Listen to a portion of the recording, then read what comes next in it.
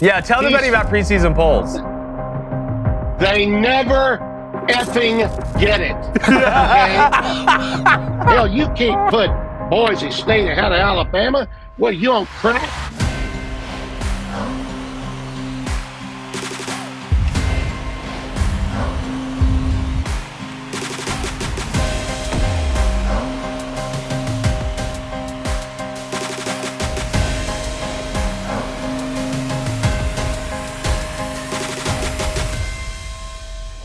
We have reached the day of days. Tim Brando from Fox Sports is going to join us to give his top 15. And I want to clarify this right off the top. This is not a preseason list. This is an order of finish, where he thinks these teams will be at the end of the season. Thank you for joining us on Crain & Company, making it a daily watch or listen. We appreciate you. Without you, there is no us. Make sure you hit that subscribe button, all that jazz. As usual, to my left, former Michigan quarterback David Cohn. To my right, former Western State, Colorado wide receiver. And, of course, the man of the hour, a tradition unlike any other. Fathers and sons, pimentos and cheese. It's time for Tim Brando from Fox Sports. Let's go. What's up? I can't wait for this. Gentlemen, and by the way, you haven't done the disclaimer yet. The views of Tim Brando do not necessarily reflect the opinions of those at the Daily Wire or Crain & Company. Is that not correct? I mean, like, some of them don't. A lot of them, we definitely cross over.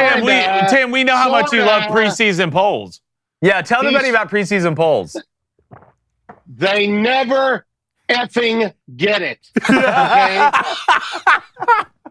They're built on what? Preseason polls are built on what? Lies. Returning players. Yeah. Returning players. History, tradition, and where are we selling the most magazines? Yeah. Simple as that. Yeah. It's always been about that. All right? Certain things are sacred. Okay? Alabama will always be ranked ahead of anybody else in the SEC except Georgia, and that's only because Kirby worked there. Okay? Let's just be clear. That's just the way it works. So excited for this. I hate to be the stickler. That's the way it works. Tim, I hate to be the stickler for semantics, but if this poll of yours is coming out preseason, ipso facto, is it not a preseason See, now you're playing. poll? Now you're doing Jedi mind trick. See, there you go. There you go. Yeah. It is what it is. You It put is me in up my there place, for sure. Tim. You can't hide it. My place. All right, so the way we're going to do this, we're going to go from 15 to 13. Then we're going to go from 12 to 5. Then we're going to go from 4 to 1 because obviously 12 teams make the college football playoff. Right. So that's a really good format. All right, Timmy B, starting at 15 to 13, tell us who you have. Who starts it off at 15? Arizona State, the Sun Devils. All right, Dillingham's a hell of a coach.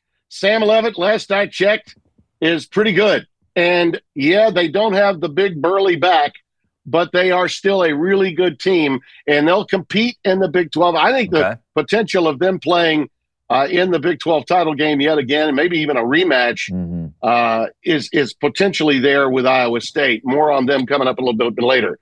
14, and again, these are the teams that are just out. I mean, just a whisker of being out, okay? And I'm sorry, I'm just going to tell you, Alabama, you're not going to make it. Damn. Alabama is at 14. Tide will come up short. They're going to be having quarterback issues the first half of the season. I'm sorry, I don't see Ty Simpson as the answer. I don't think they know what the answer is. Wow. All the reports from fall camp is that he's not asserted himself yet. And, oh, by the way, the schedule is what it is, and you've got to play some really good teams, and Alabama's going to lose at least 3 times. In my opinion. I can already feel the comment section on fire. I can already feel. We're going to get to. Give us 13. Who is ahead of Alabama? Boise State is ahead of Alabama. Bud, this is going to be fun. The Broncos are still the best team in the Mountain West. The problem for them is they have to play at Notre Dame in early October.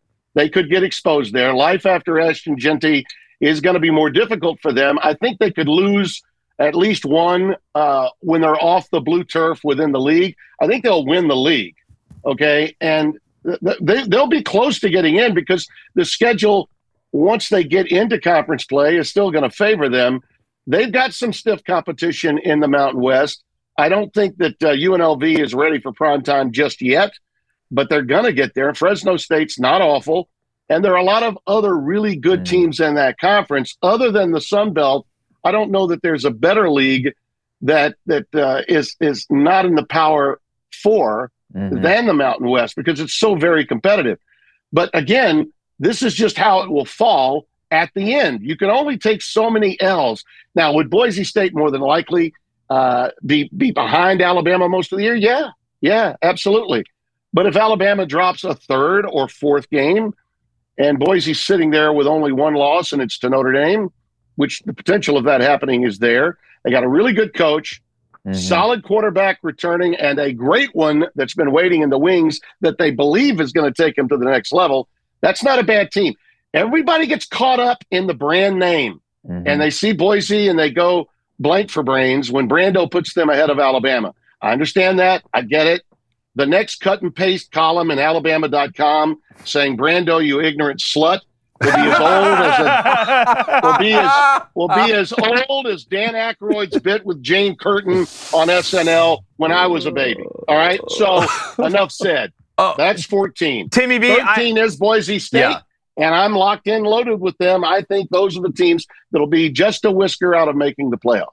All right. So, to me, with having Alabama at 14, when you look at their roster around the quarterback, should be elite on the offensive line, should be really good at wide receiver. The defense can be the best in the country. So what you're saying, and again, correct me if I'm wrong, is that Ty Simpson will be so bad that it will derail the Crimson Tide's chances to make the college football playoff. Does that sum it up pretty well? No, I don't think that Simpson is so bad. No, I just think he's not good enough yet. He's not good enough yet. You know, there was a time, fellas, when you could win, and pardon me because I love him as an analyst, okay? There was a time when a serviceable game-managing quarterback could get you to the promised land in college football. Okay, thank you. You did it for me. I mean, the bottom line is you can't have that kind of quarterback to win a national championship anymore. You know, and I'll use a Notre Dame past quarterback, Tony Rice. You can't have a Tony Rice and win a national championship anoriginal. This is a new generation. And regardless of the offense you run, whether it's option-oriented, whether it's pass-oriented, you've got to have borderline elite quarterback play in order to win. I mean, you just do. And I just told you about Levitt is a better quarterback. I agree there are a lot of people that are in quarterback rooms at teams that aren't even sniffing the top 25 that have better quarterback options for the starter than Alabama does. They're in a quandary again, just as they were before. And I think that's even with the coordinator coming over. Now, I think the long-term, DeBoer program is going to be good. I do. I'm not giving up on them. I'm not. But the format structure changed to the playoff. Okay, what you have to do and the level of competition in the SEC being what it is.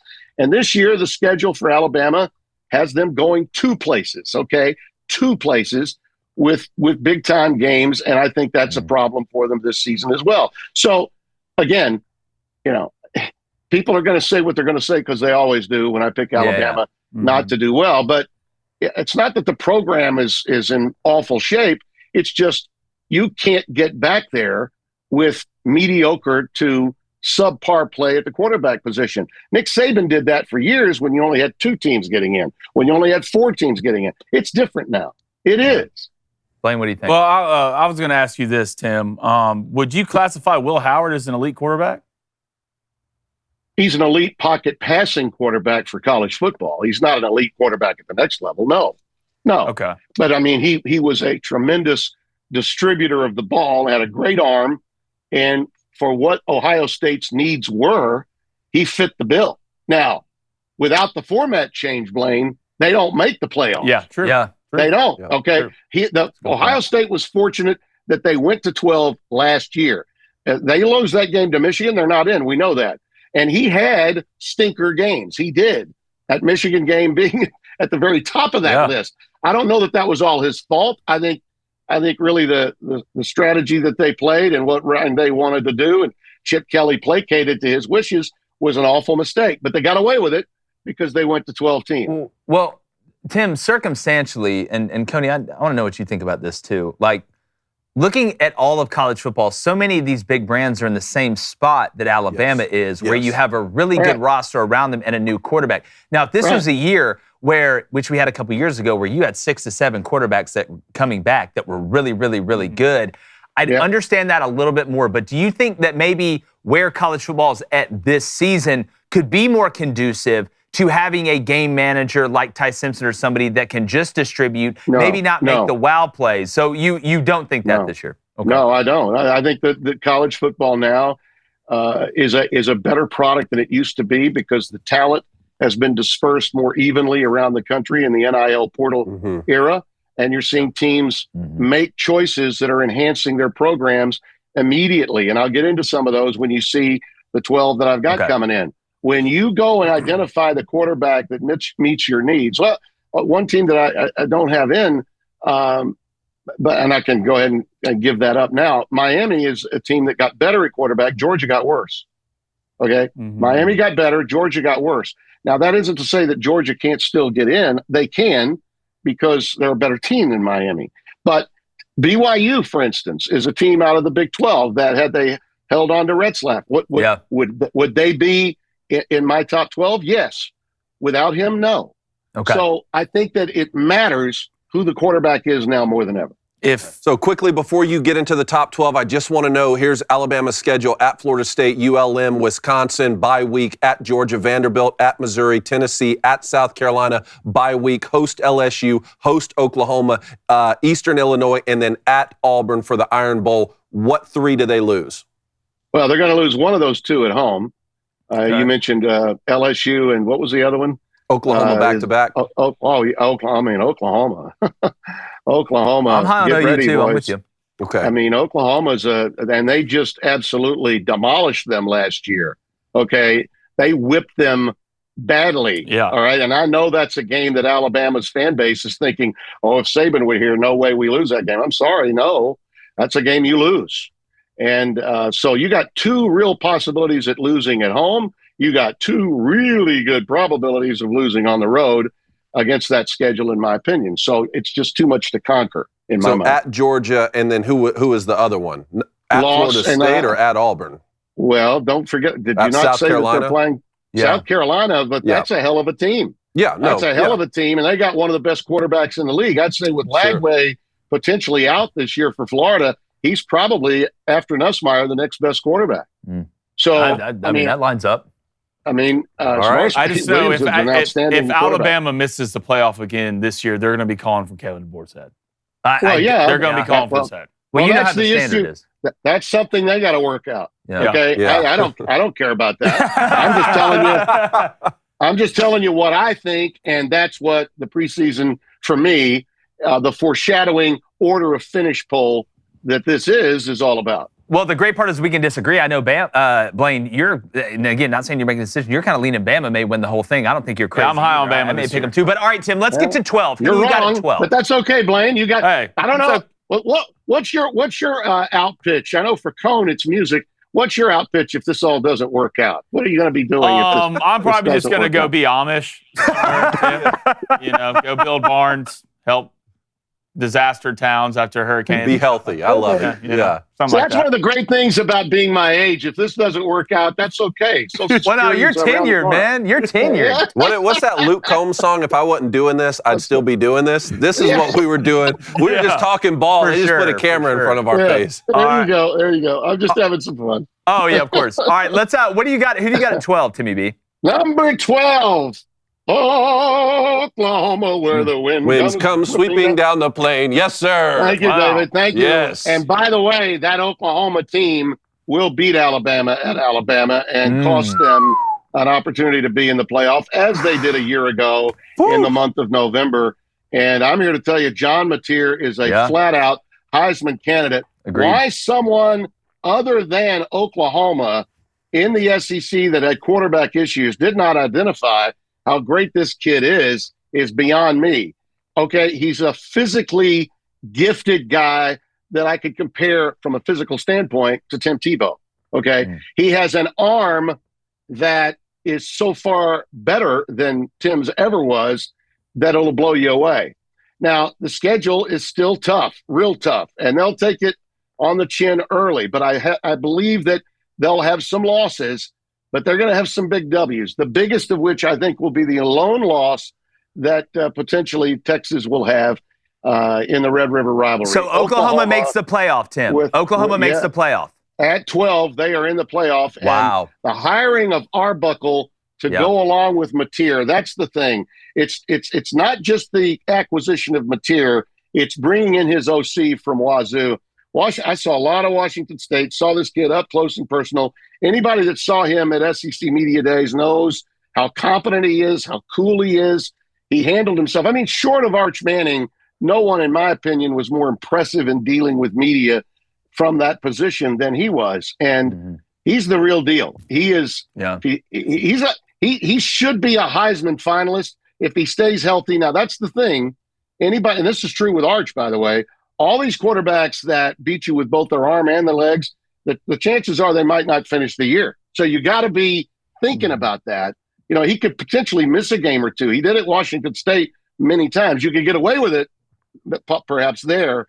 Not so easily done in the SEC. But and Timmy B, I'll give you credit. Timmy B, I'll give you credit. I was one of the first ones to come out and be high on Oklahoma, and you were right there with me. Now you look around the rest of college football media, and, here comes everybody else talking about Oklahoma and this, that, or the other. It's just amazing how the bandwagon gets jumped on late. But there were a couple of us, and I mean, we've talked about it here, and I think y'all agree. We were on this one way early. Yeah. You can go back and look it up. But all right, go ahead. Quickly, just Oklahoma has one of the toughest 5-game stretches. Oh, it is. In the country. I mean, you have Texas. Obviously, Red River Shootout, at South Carolina, Ole Miss at home, at Tennessee, at Alabama. Then you got Missouri between there, and obviously you finish the year versus LSU at home. So if Mateer needs to be healthy, he definitely needs to be healthy for that second half of the season. I would argue Blaine is a great point. I would argue that if both Alabama and Oklahoma had 3 losses, and especially if Oklahoma delivered one of those losses to Alabama, and I think they can, and I think they will, then you take Oklahoma over Alabama if they have similar records, if they have the same record, no doubt about 100%. It. Okay, yeah. But the schedule is brutal. Imagine though, if you have 3 losses, but you have skins on the wall that are Texas and Alabama. I mean, that trumps. Well, that's why that Michigan game. That Michigan game is huge week 2. Absolutely, it is, no doubt about it. Yep. All right, who we got next, Timmy? Well, here's another one that'll startle you. Who's this year's Boise State? It's Tulane, baby. Wow, Jake Retzlaff. Summerall. Jake Retzlaff. Green Wave. Retzlaff is the guy. Another acquisition at the quarterback position. Had BYU held on to him, they're in the playoff. They win the Big 12. No ifs, ands, or buts about it, in my view. Avery Johnson is really good. So is Rocco Beck. Those 2 teams, I believe, along with Arizona State, are the best of the lot in a very steady and also deep Big 12 conference. But BYU's greatest strength, to go along with their maturity, which is always a factor, and their home field, is the fact that Retzlaff was their quarterback. Now they lose him, and Tulane, let me tell you something. They beat Ole Miss if their quarterback's not hurt, and they almost beat him even without him last year. They're going to roll into Oxford and shock the world in September. When they get that W, that'll be a lightning rod to keep Tulane against a schedule that is really going to be easily navigated, in my view, in a conference that's not as good. The Memphis game is the big one that they got to get past. The Memphis game in that league is the one they got to get past. But once they do, they'll be in great shape. I love Summerall and what he's done, not just with Retzlaff, but the other acquisitions that they've made in the portal. The Green Wave, it's not – LSU may think they own the state of Louisiana, and in many respects they do, but Tulane is going to be a factor. There's been a lot of money put down on Tulane making here's – David, I want to ask you, what's crazy is Tulane loses Mensa to Duke. Yep. And the crazy part about it is I think they're better. They got a more consistent player. Do you agree with that? I do. I mean, some of the games Mensa played last year, it's like, man, this is how it's supposed to look. An absolute game as a young guy. But then other times he would regress. So they got a more consistent player for sure. Well, and I'm gonna tell you right now, I think if it doesn't work out for Hugh Freeze in Auburn, John Summerall will be the next head coach at Auburn unless he goes to Kentucky, where he's got ties if Mark Stoops get fired. So again, I still think Hugh Freeze can do it. I'm not saying that, but I think John Summerall. Can you rattle off Tulane's schedule quickly? Yeah, I already got it. You start the season off, you have Northwestern at home. Okay. You're at South Alabama. Okay. Shout out Jags. Duke at home. Okay. At Ole Miss, which Timmy B, you have them beating them at Ole Miss. Right, I do. At Tulsa. Bye week, East Carolina at home. Army at home. Okay. Bye week at UTSA, at Memphis. Florida Atlantic at home. That's homecoming. At Temple. And you finish the season versus Charlotte at home. So if they lose to Ole Miss and one other, say Memphis or Army, do they make it in the playoff? Chance. No chance. There's no way a 10-2 Tulane makes it over 9-3. No, they can only get away with one loss.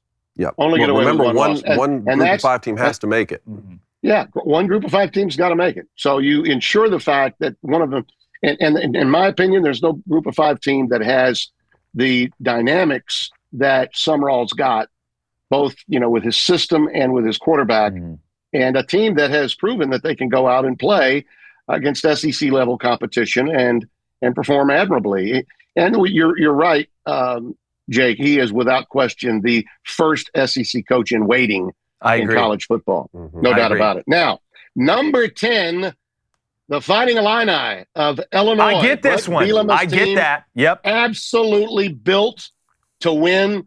And a team that last year, I had them in their last loss, a game that was highly competitive, had a turnover late, and the Golden Gophers of Minnesota, a really good team, pulled off that W, or they would have been an 11-win team a year ago.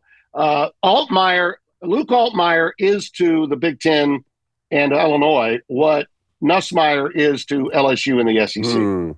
He is that good. And he proved it to me when against an incredible crowd at Nebraska a year ago on a Friday night game. 2 teams were ranked. Everybody's frothing at the mouth over Dylan Raiola, and all of a sudden, here comes Altmaier making play after play after play, and he's got a lot of help. Illinois' offensive front is tremendous. They will, from a beef standpoint, match up really well and be very competitive, in my view, with Ohio State. Don't have to worry about Michigan, but they do have Ohio State. I think that game will serve to let people know just how physical a team they really are. Well, I don't think they can win that game, but I think they'll be very physical, and I think they'll win a lot of hearts and a lot of voters and a lot of people in that room at the end of the year when they're subjectively looking at getting another team in from the Big Ten Conference. Illinois will be that team. Indiana's got a soft schedule too again this year, but the 2 play one another in Bloomington. I think Illinois is too good, and they'll beat them. See, to me, that the Illinois-Ohio State game, even if they just look, they're just manageable. Kind of the way that Indiana looked for a while against Ohio State last year until it got away from them. Yeah. Until the problem on the punt. Until the problem on the punt. That's exactly right. Because, they were hanging with them, Indiana was. But with Illinois, you look at that schedule, and again, one of the biggest games of the year.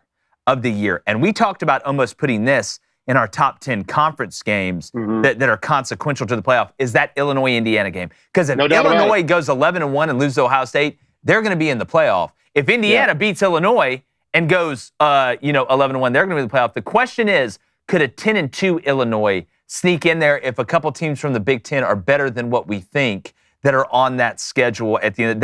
I don't know if 10-2 Illinois gets in. I feel like it's the same blueprint as Indiana. You got to go 11-1. A couple things here. One, let's go ahead and go through this schedule. And right now, Illinois, to make the playoff from a betting standpoint, they're plus 540. Which is about as good as it's ever going to get for Illinois. All right, let's go through the schedule. You started off with Western Illinois at home. Then you're at Duke. Then you're Western Michigan at home. You're at Indiana. USC at home, which is homecoming. They'll win that game. At Purdue. Ohio State at home. Then you're bye week. You're at Washington. Rutgers at home. Bye week. You have Maryland at home, military appreciation game. You're at Wisconsin. Then you finish the year versus Northwestern in the battle for the land. At Washington, I'm telling you, Damon Williams is a problem. He's got demon in his name, and there's a reason for that because boy brings hell with him. I'm telling you, not enough people are talking about Damon Williams and Washington, in my opinion. I agree with that, but we'll see if they've got their act together by the time they play them. A lot happens. If they were playing Washington early in the season, my attitude would be far different on that game. To your point about 10-2 versus you having to have one loss like Indiana, I disagree with that, Jake. Here's why.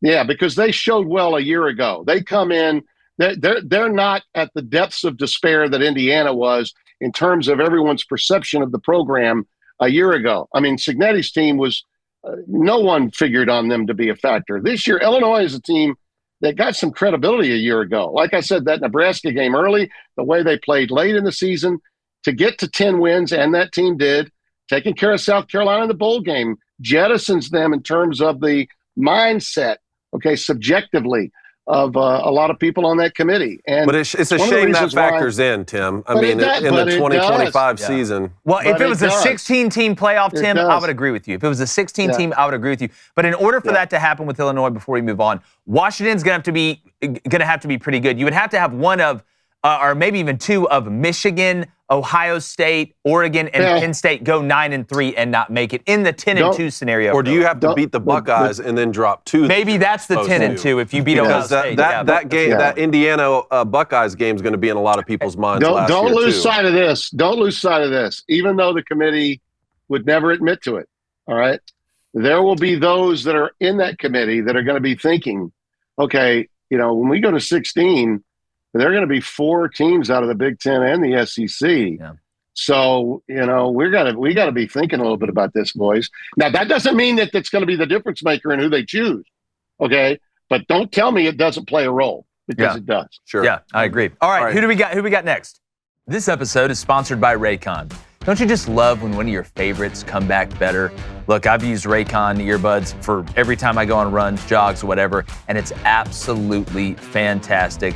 Wireless, nice colors, the total package. And this July, guess who's back and better than ever before?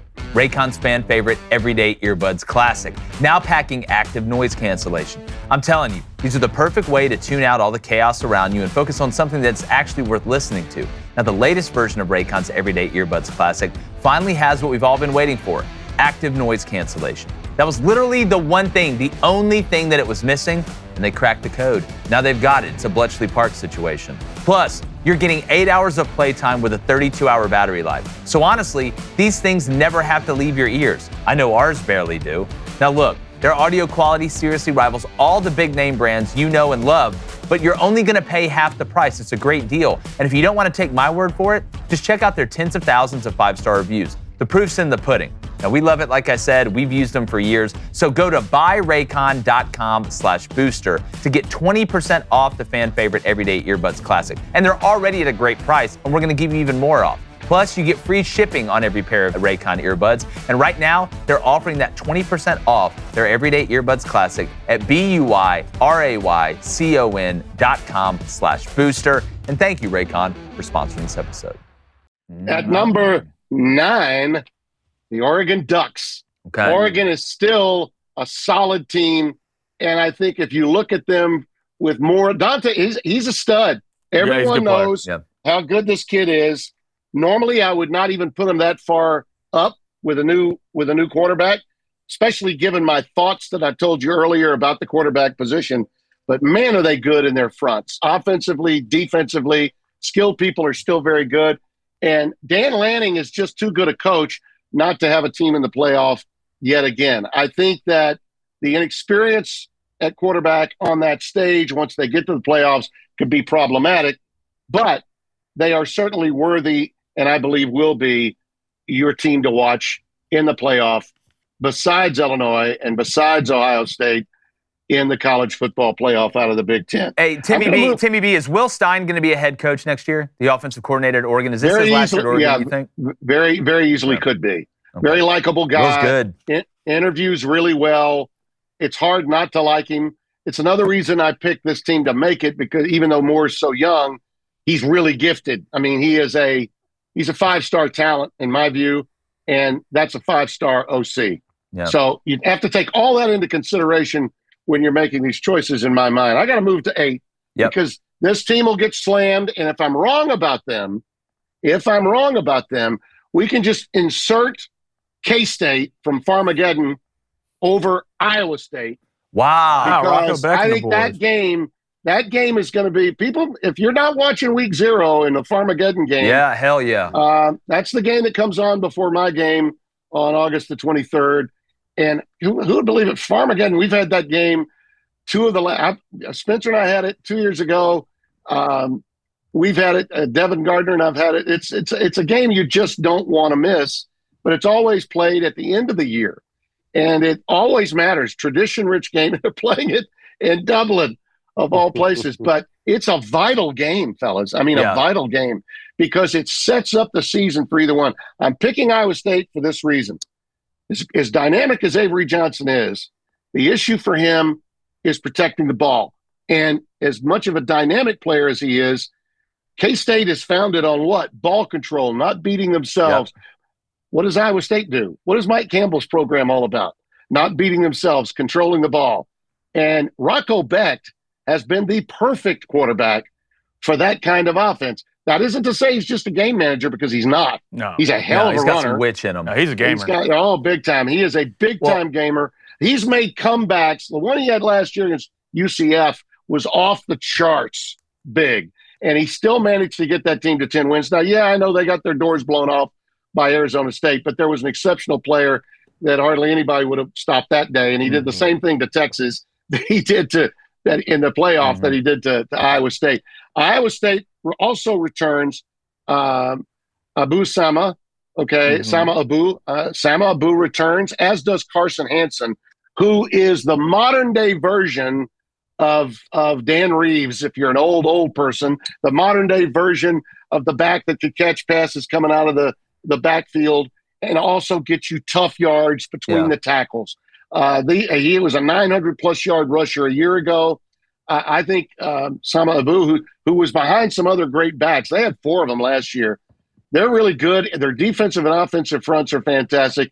It is a program built for the long haul, and I think they're going to win the Big 12 championship this year. I do. Wow. Well, I like them to get there. Farmageddon is German for take the under. But when it comes to Matt Campbell, this must mean that a fan tried to fight him in fall camp. Preseason. Preseason. Because last year, the whole season turned around with Matt Campbell and that fan about when it ended. But look, we're very high on Rocco Becht. No Utah and no Texas Tech on this schedule. Yeah. I don't think Rocco Becht gets much about it. Go through the schedule real quick, Blaine. All right, we got it right here. Obviously, start versus Kansas State in Dublin, Ireland. I hate that. Keep it in the country. Football belongs in America. That's a conversation for another day. Then you have South Dakota at home.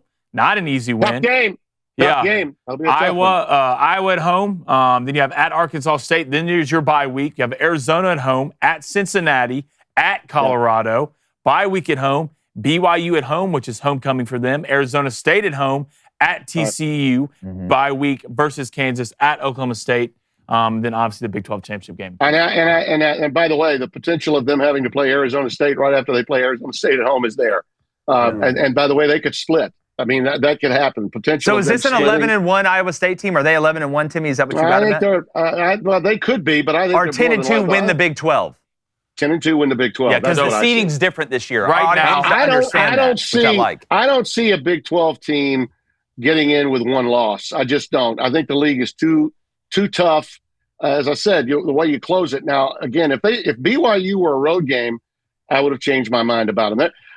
Everything tilts, though, as I mentioned before, on that game, Farmageddon, because if K-State wins that game, their schedule sort of mirrors Iowa State. I put a lot on that game to make this pick, and I'm doing it based on foundation and based on what happened a year ago. Avery Johnson can make a lot of big plays. He'll also turn it over. Yeah. And that was the issue for Kansas State a year ago. But if he got the memo and he works on protecting the ball, I'm not going to be shocked if I'm wrong and Kansas State happens to win that game. But you can just insert like almost a slash by Iowa State. If I'm wrong on that pick, then K-State's the team. By the way, Devin Gardner and I will have that game with South Dakota on Big Fox. It'll be on right after Texas and Ohio State week 1. One thing for Kansas State's schedule, though, that's a little bit tougher, and this is at the end of the year. Texas Tech, at Oklahoma State, at Utah, all 3 in a row. Yeah. All 3 in a row. No buys in between, David? Well, it doesn't have the buys listed on this one, but that's 3 games in a row. I can find this just quickly. Right now, Iowa State to win the Big 12 is going for my gamblers out there, going off at plus 1,300. And for Iowa State to make a good bet. Iowa State to make the playoff right now is plus 980. Wow. All right. I feel like we're spending a lot of time on the back end, so let's put 7 and 6 together. Yep. Okay. 7 and 6 together. Georgia and Penn State. Okay. Penn State is a team that everyone believes is the best in the Big Ten. They're the preseason favorite, one of the few. I mean, I love the fact that they did not do preseason picks in a lot of leagues. I think Big Ten was one of them. Big 12 was the other. Smart move. I'd like to see more of that.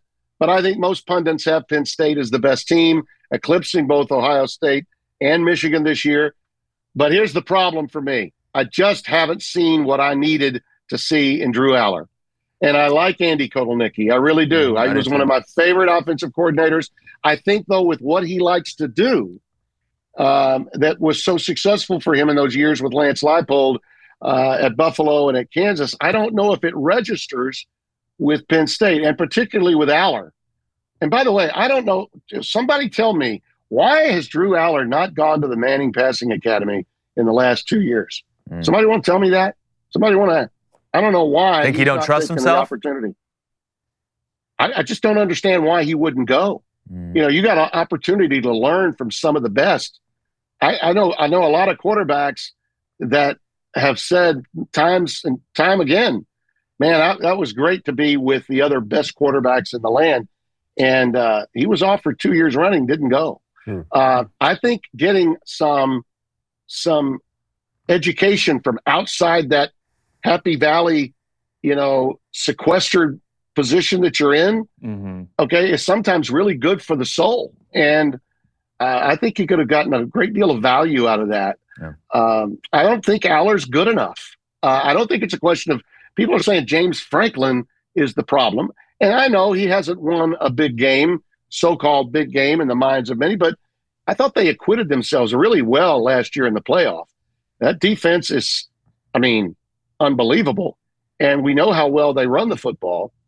It's not like they don't have a lot of help. And the hiring, really, I mean, to get a guy like Knowles away from Ohio State, that makes them, I think, from a defensive standpoint, better than anybody in the Big Ten. So I could be wrong about them if Aller surprises me. All right. I'm not high on him. I'm not. And I'm wondering if Andy Kotelnicki, as great a coordinator as he is, I'm wondering if he's the right fit in the Big Ten and at a place like Penn State with Franklin, because James has his fingers involved in everything. Okay. It's not like any coordinator is always going to get total autonomy when they're working for James Franklin. Doesn't happen. Timmy B, with Georgia, is the reason, because Georgia and Alabama kind of mirror each other a little bit with what's going on with the roster. Do you have Georgia there because they get Bama at home and because they get Texas at home? Is it just a schedule thing is the difference there? Yes, very much so. Okay. Yes. They certainly didn't get better at quarterback. They got worse. Okay. I've just seen nothing or heard nothing about Gunnar Stockton that makes me believe that he's better than Carson. Do you think that Miami has a better quarterback than Georgia?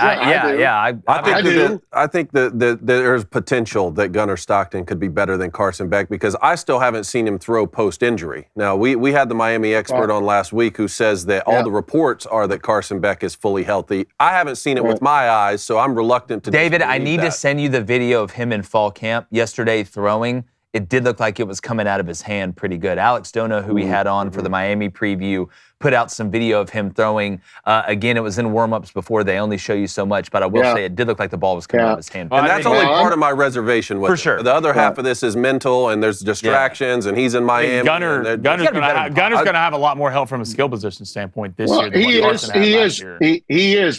You're right about that. Beck did not have as much help as he needed at the wide receiver position, especially. You're right. But let me just say this about the Georgia scenario, and that is a guy like Stockton can get better, as David mentioned. But in the SEC, it's hard to get better while you're playing. You better get better in the offseason. For sure. Hit the ground running and be an elite quarterback at that particular time. I mean, look at the advantages of the Clemson quarterback room and the LSU quarterback room. Normally, you'd think Georgia, especially with their standing, with the position they are as a program, okay, as an elite college football program, you would think they would be in the same scenario at quarterback that both Brian Kelly and Dabo Swinney are. They aren't. Put simply, they aren't. Neither is Alabama. So Tim, let me just say this. You asked that question Tim, about let me Alabama say this, though. I remember a time. Has a lot to do with it. I remember a time in this same city of Athens when JT Daniels was 100% better than kid named Stetson Bennett. Obviously better. It was Stetson Bennett who not only won that starting job, but won back-to-back national championships for a team that hadn't won one in 40 years. Yeah. If Kirby Smart says this is the guy, the pride of Rabun County, Gunner Stockton, 5-star is going to come in here, and we're not even going to fight to keep Carson Beck, don't let the door hit you where the good Lord split you when you leave, then that's enough proof for me that at least there's something there that they can win a championship off of. Yeah.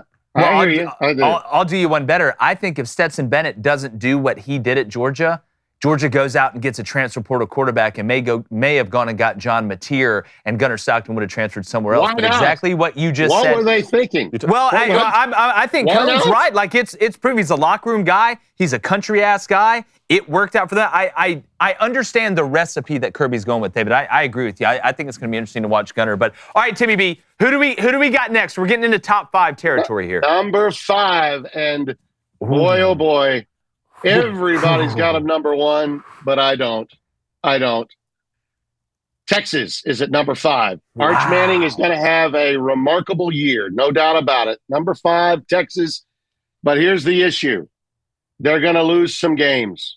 And when I say games, that's plural. That means 2 at least.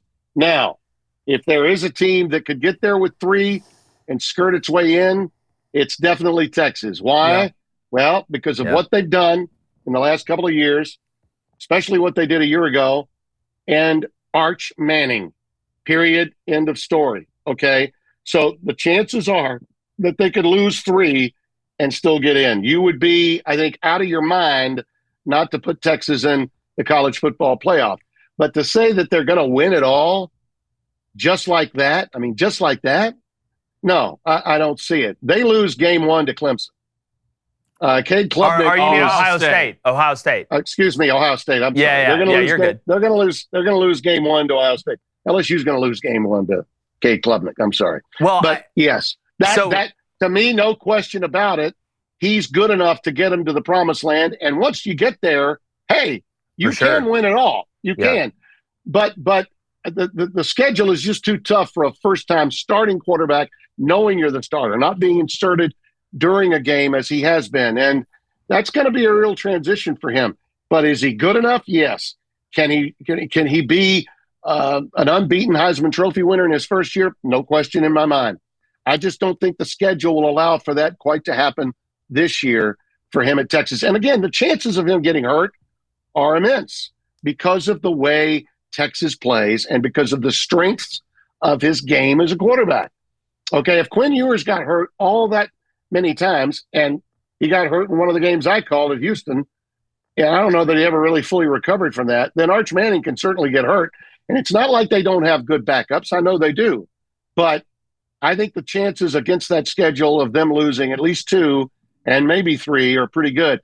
But having them 5, to me, against that schedule is not a bad thought. Now, the Texas people will be, other than Alabama people, they'll be the most pissed off at me for having them outside the top 4. But I think Arch Manning will eventually win them a national title, just not this year. Yeah.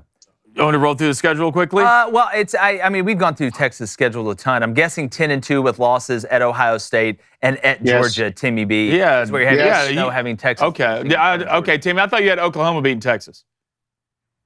Well, yeah, I do have Oklahoma. Okay, so maybe Oklahoma, and maybe that's why he has them in front of Georgia. Yeah. Okay. I think that Oklahoma. Yeah, I have Oklahoma beating Texas.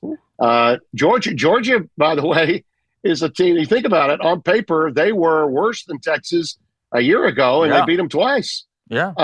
But I think Oklahoma will steal the thunder of a lot of people early in this season. So, but yeah, 10-2 or 9-3. And by the way, 9-3 is if there's a 9-3 team out of the SEC that gets in, it's most definitely Texas. It ain't Alabama.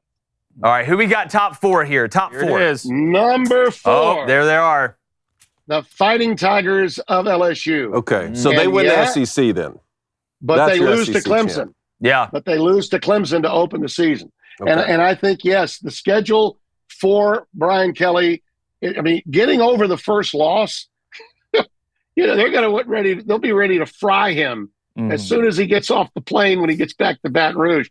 If they happen to win that game at Clemson, at what they call the mini Death Valley in Baton Rouge and in the state of Louisiana, if he happens to win that game, man, that is lagniappe to those fans. They'll be going through the roof.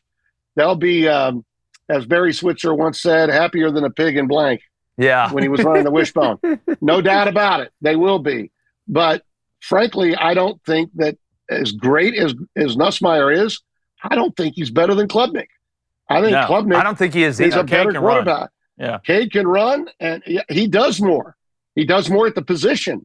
But, yeah, Nussmeier is the best returning quarterback in the SEC, but best returning quarterback in the country? I don't think so. Yeah. So you got LSU winning the SEC. So winning the SEC. Winning the SEC. And I got them in the top 4. Yeah. Gotcha. And then at number 3, now this one may shock you a little bit because they got a new quarterback, but they've got a great coaching staff. And I love the run game that they've got. And if Freeman did not win you over in last year's playoff, when will he win you over? I thought he was the star of the college football playoff as a coach. And the way he navigated that team into a position to possibly win it all. Notre Dame has a schedule that I think works beautifully in the sense that they play enough really good teams. And, oh, by the way, they could even say they scheduled an SEC game on the road. I know it's in Arkansas. But you know what? They still scheduled it. So you can't say it's not a really solid schedule because it is. So Notre Dame, even if they drop a game, they're going to get in. They're a team that could possibly get away even with 2. But I think they'll go through with just 1 loss on that schedule. And I think they're in the CFP, certainly worthy of getting to the semifinals again. Riley Leonard leaving, if they had him coming back, I'm not sure I wouldn't have picked them to win at all. Yeah. I mean, he was that good, that team having him back. But this kid is more talented. He's just raw, and he's got to be coached up.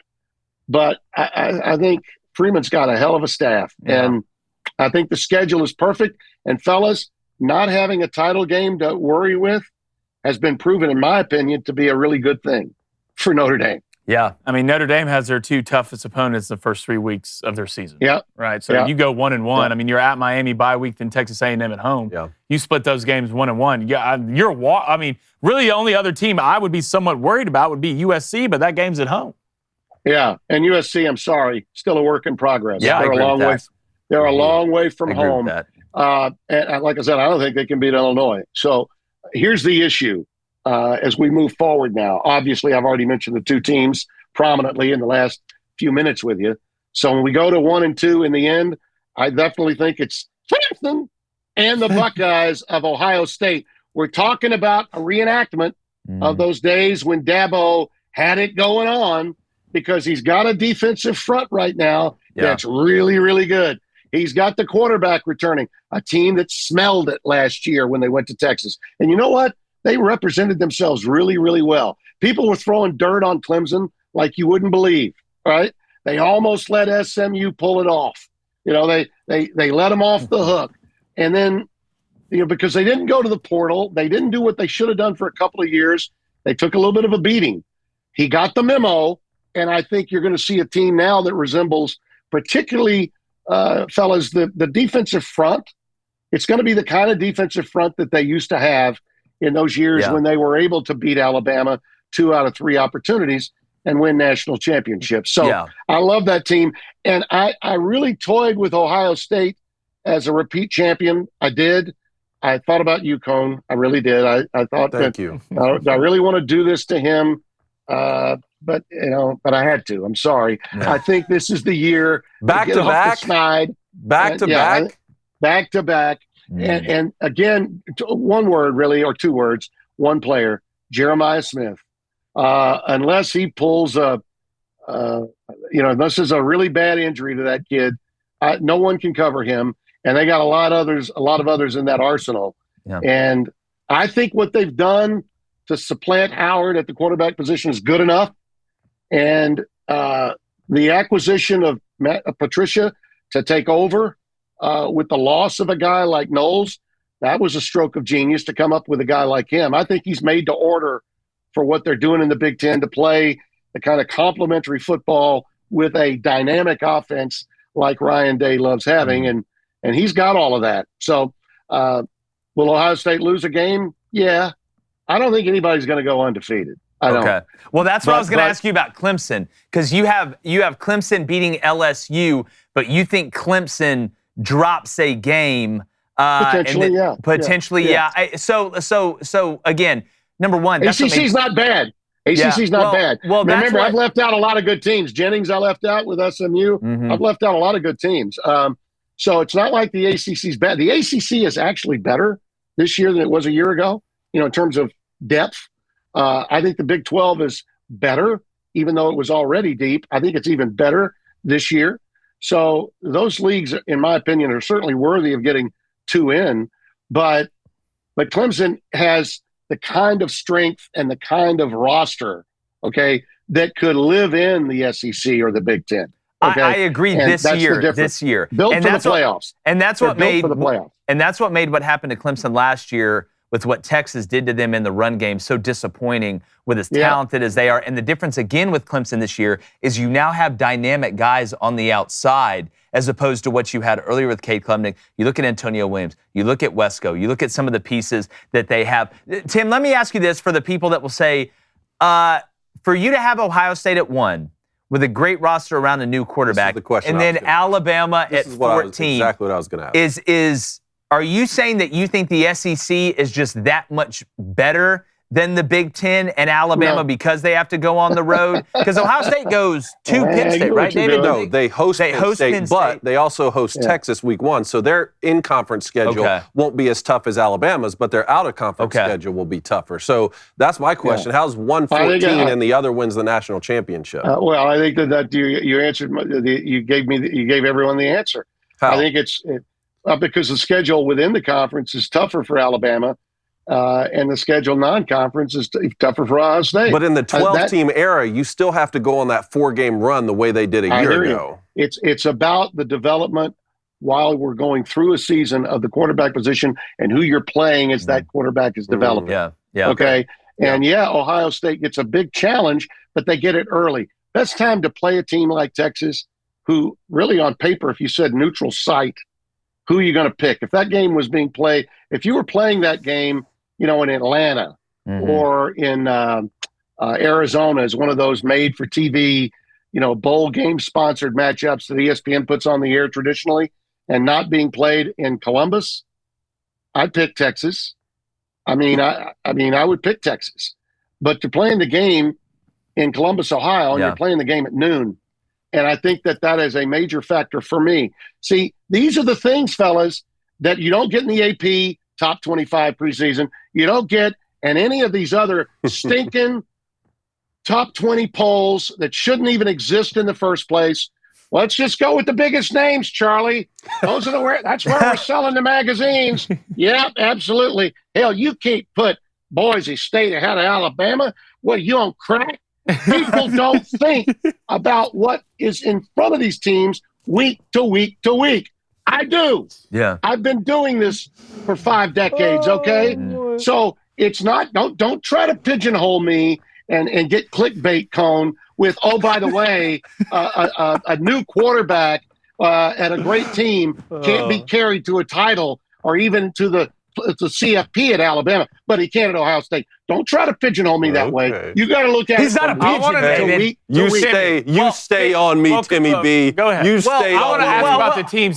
Some of the teams that. Well, again, I think the most intriguing thing, and Timmy B hit on this, whether you agree with his rankings or not, the most intriguing thing in 2025 is outside of the few really good quarterbacks that we have returning. You talk about Nussmeier. You can even throw Aller in there. It is a race for these young quarterbacks to see who can progress the most, the quickest. And once we get to playoff time, whether it's Julian Sand, whether it's Arch Manning, whether it's Ty Simpson, I can go down the list of these guys. Whoever progresses the fast with that Gunnar Stockton, with that great roster around him, that is what's going to be the kingmaker in the end for 2025. And that's what, to me, is the overarching, pun intended, narrative of the sport this year. Hey, by the way, I really toyed. I had a hard time leaving A&M out.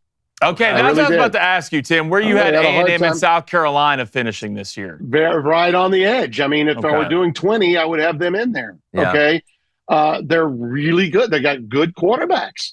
SMU got there a year ago, too. Mm-hmm. I mean, think about that team.